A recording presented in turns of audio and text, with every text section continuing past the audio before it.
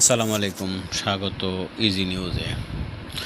Dubai এবং Abu Dhabi বিমানবন্দর ইরানের মুহুর্মুহু হামলা, হতাহত 12। যুদ্ধ বিমানবাহী মার্কিন রণতরী আব্রাহাম লিঙ্কনে হামলা দাবি করেছে ইরান।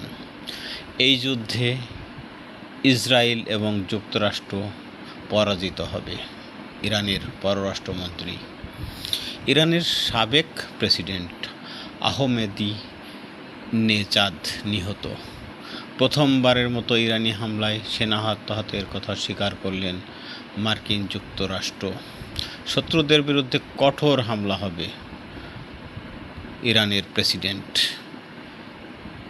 প্রত্যাখ্যান থেকে ইরানের ক্ষমতার শীর্ষে লারিজানি।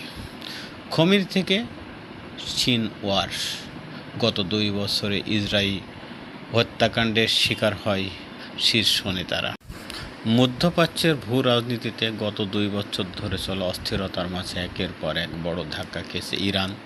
তাদের মিত্র সংগঠন 2023 সালের শুরু থেকে ইসরায়েলের বিশেষ অভিযানে হিজবুল্লাহ, হুতি বিদ্রোহী এবং হামাস তাদের ইতিহাসের সবচেয়ে প্রভাবশালী নেতাদেরকেই হারিয়েছেন।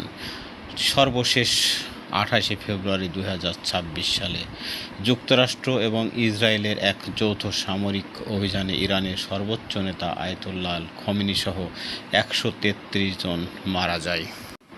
বাংলাদেশ এবং ভারতের মধ্যকার দ্বিপাক্ষিক সম্পর্কের ভিত্তি হবে জনগণ, কোনো রাজনৈতিক দল, বললেন স্বরাষ্ট্রমন্ত্রী সালাউদ্দিন আহমেদ।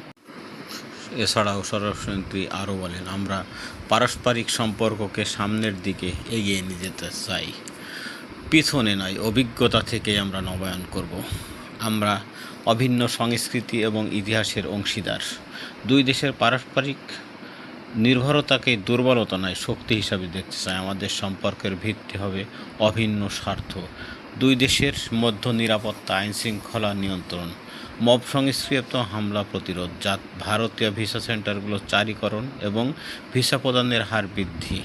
সবই আমরা দুই দেশের সম্পর্কের ভিত্তিতে করতে চাই।